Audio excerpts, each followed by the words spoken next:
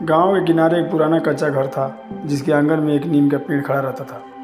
जैसे तीनों भाइयों का बचपन उसी की छांव में पला हो।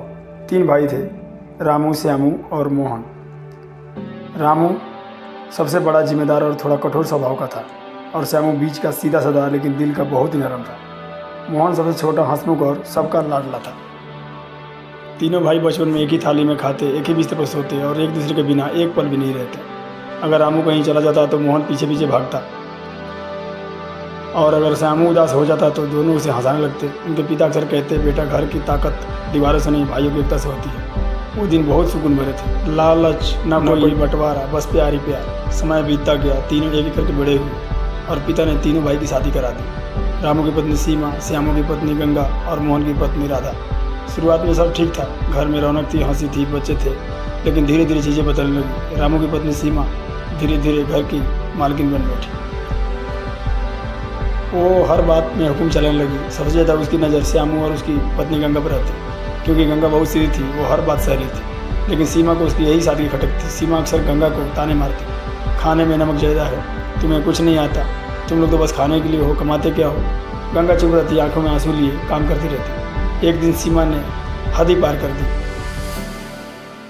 ये घर हमारे पैसे से चलता है, तुम्हारा वहाँ कोई हक नहीं। ये सुनकर श्यामू का दिल टूट गया। जिस घर को उसने अपने हाथों से बनाया, जहाँ उसने बचपन बिताया, आज वही घर उसे पराया लगने लगा था। मोहन सब देखता लेकिन कुछ कह नहीं पाता। एक तरफ बड़ा भाई, दूसरी तरफ सच्चाई। वो कोई बार सीमा को समझाने की कोशिश करता, लेकिन हर बार वही जवाब मिलता, तुम छोटे हो, बीच में मत बोलो। एक दिन बात इतनी बढ़ गई कि रामू ने खुद ही कह दिया, अब अलग हो जाओ, यही ठीक है। श्यामू ने भारी दिल से घर छोड़ दिया। श्यामू जब उस घर से निकला तो उसने कदम भारी थे। छोटे बच्चे उसके गोद से चिपके थे। उन्हें ये नहीं समझ में आ रहा था कि उनका घर क्यों छूट गया। गांव के किनारे एक सूनी जमीन पर श्यामू ने घास फूस और मिट्टी से एक छोटी सी झोंपड़ी बनाई थी। बारिश होती तो छत टपकती, ठंड में हवा सीधे अंदर आ जाती। पहली ही रात बच्चे ठंड से कांप रहे थे। गंगा ने अपनी साड़ी का पल्लू फाड़कर बच्चों को ढक दिया और खुद ठंडी जमीन पर बैठी रही। श्यामू ये सब देख रहा था। उसकी आंखों से आंसू चुपचाप बह रहे थे, लेकिन वो कुछ कर नहीं पा रहा था। उस रात उसने मन ही मन कसम खाई, चाहे कुछ भी हो जाए, अब अपने परिवार को कभी दुखी नहीं रहने दूंगा। दिन निकलते ही श्यामू मजदूरी करने चला जाता। कभी ईंट ढोता, कभी खेतों में काम करता, तो कभी किसी के घर की मरम्मत। पूरा दिन खून पसीना बहाने के बाद भी इतने पैसे नहीं मिलते थे कि पेट भरा जा सके। कई रात ऐसी गुजरी जब घर में सिर्फ एक वक्त का खाना होता, और वो भी बच्चों को दे दिया जाता। गंगा खुद भूखी रह जाती, लेकिन चेहरे पर मुस्कान रखती। मुझे भूख नहीं है, तुम लोग खा लो। लेकिन उसकी कमजोरी हालत सब कुछ कह देती। गांव के लोग भी ताने मारते, देखो अलग होकर क्या मिला, बड़े भाई का साथ छोड़ दिया। हर ताना उसके दिल में कील की तरह चुभता था। एक दिन श्यामू को एक बूढ़ा कारीगर मिला। उसने देखा कि श्यामू बहुत मेहनती है, तो उसने अपने हाथ काम करना सिखा लिया।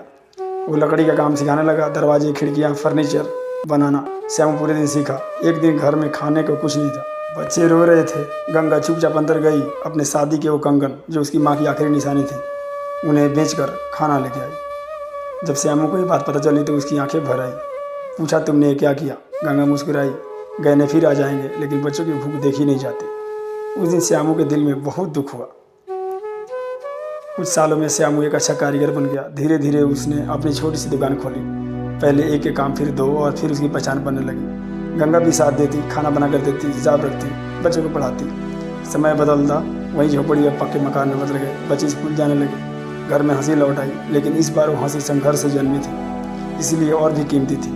एक दिन श्यामू ने गंगा के लिए एक नए कंगन ला कर दिए। गंगा की आंखों में आंसू आ गए। मुझे गहने की जरूरत नहीं, बस ये दिन बने रहे। लेकिन इधर रामू के घर में हालात और बिगड़ते जा रहे थे। मोहन, जो हमेशा दोनों के बीच संतुलन बनाए रखता था, अब वह थक चुका था। हर दिन के झगड़े, सीमा की कड़वी बातें और घर का जहरीला माहौल अब उसे सहा नहीं जा रहा था। एक दिन उसने साफ कह दिया, भैया, अब मैं भी अलग रहूँगा, यहाँ घुटन होती है। रामू कुछ नहीं बोल पाया था, और सीमा हमेशा की तरह ताना दिया, जाओ, तुम भी चले जाओ, कौन रोक रहा है। उस दिन मोहन भी अपनी पत्नी के साथ घर छोड़ गया। अब उस घर में सिर्फ रामू, सीमा और उसका बेटा रह गया। समय बीतता गया। सीमा, जो कोई पूरे घर पर राज करती थी, अब खुद ही अपने बनाए सन्नाटे में जी रही थी। न कोई हंसी, न कोई अपनापन, बस दीवारों में गूंजती उसकी अपनी आवाज़। रामू भी अब चुपचाप रहने लगा था। बीमारी और पछतावे ने उसे कमज़ोर कर दिया था। कुछ समय बाद उनके बेटे की शादी हुई। घर में नई बहू आई। पूजा का स्वभाव भी तेज था। वो सीमा की हर बात का जवाब देने लगी। आप मुझे मत सिखाइए, आपने आप घर को संभाला नहीं, मुझे क्या सिखाएगी। ये वही सब थे जो कभी सीमा ने गंगा को कही थी। अब हर ताना कटु वचन सीमा के दिल में चुभता था और वो चुप हो जाती। धीरे धीरे सीमा बीमार रहने लगी, शरीर कमज़ोर हो गया और गंगा की रोती हुई आँखें याद करती। एक दिन उसने रामू से कहा, मुझे गंगा के पास ले चलो, मुझे उसे माफ़ी मांगनी है। रामू ने उसकी आंखों में सच्ची पछतावा देखा और उसे लेकर श्यामू घर पहुंचा। गंगा आंगन में काम कर रही थी। सीमा को देखकर वह एक पल के लिए ठिठक गई। पुराने जख्म फिर से ताज़ा हो गए। सीमा धीरे धीरे उसके पास आई और अचानक उसके पैरों में गिर पड़ी। रोते हुए बोली, गंगा मुझे माफ़ कर दो, मैंने तुम्हें बहुत दुख दिया है, तुम्हारा हक छीना, तुम्हें रुलाया।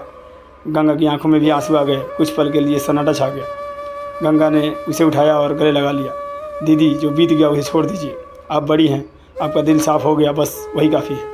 दोनों औरतें फूट फूट कर रो पड़ी। मोहन भी आया। तीनों भाई फिर एक साथ बैठे, लेकिन इस बार सबके दिल हल्के थे। इंसान जब तक दूसरे का दर्द नहीं समझता तब तक ज़िंदगी उसे समझाने का तरीका ढूंढ लेती है। कर्म कभी ख़त्म नहीं होते, वो लौट कर ज़रूर आते हैं। आपको यह कहानी कैसी लगी कमेंट करके ज़रूर बताएं। क्या सीमा ने को अपनी गलती का सज़ा मिली, वो सही था? क्या गंगा ने सही किया जो उसने माफ़ करके? कृपया अपनी राय ज़रूर दें। अगर कहानी दिल को छू गई हो तो वीडियो को लाइक और शेयर करें, और ऐसे ही दिल को छू लेने वाली कहानियों के लिए विजय मोटिवेशनल कहानियाँ चैनल को सब्सक्राइब जरूर करें। धन्यवाद। मिलते हैं अगले वीडियो में, तब तक के लिए